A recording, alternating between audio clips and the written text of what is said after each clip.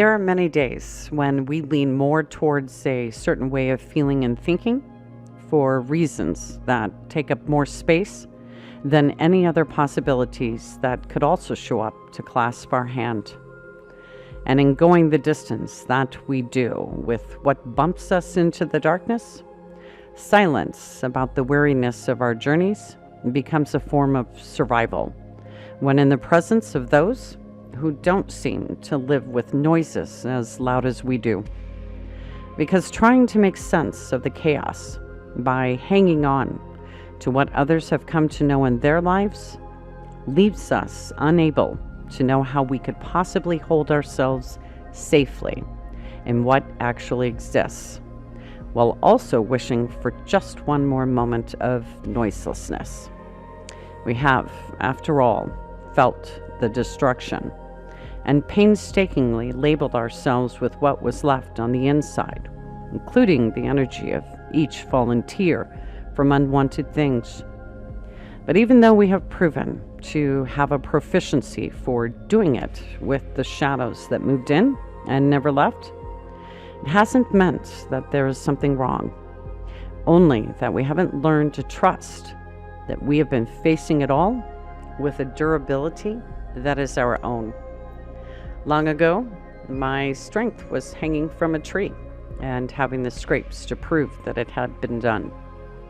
Later on, some type of messy resilience appeared as fear screamed as hard as it could on the inside at the challenges that were before me on the outside.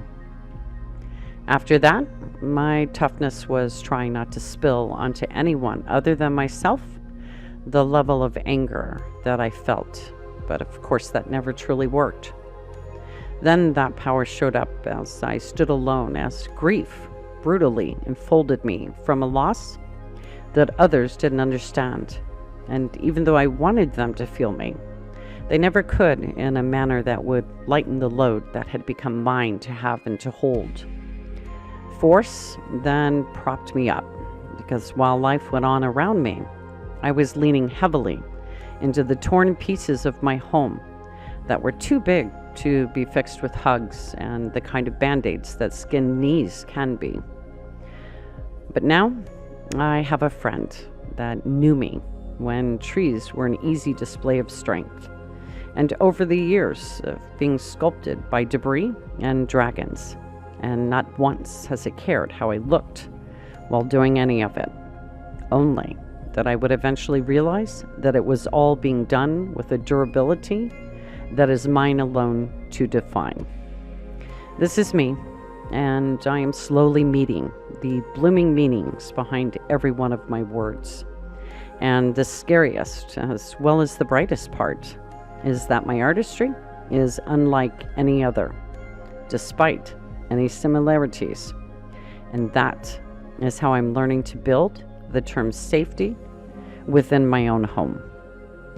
It's hard not to feel overwhelmed by the community that has been planted underneath the surface, but we are strong enough to decide where what exists in the soil of what happened and what didn't grows from here.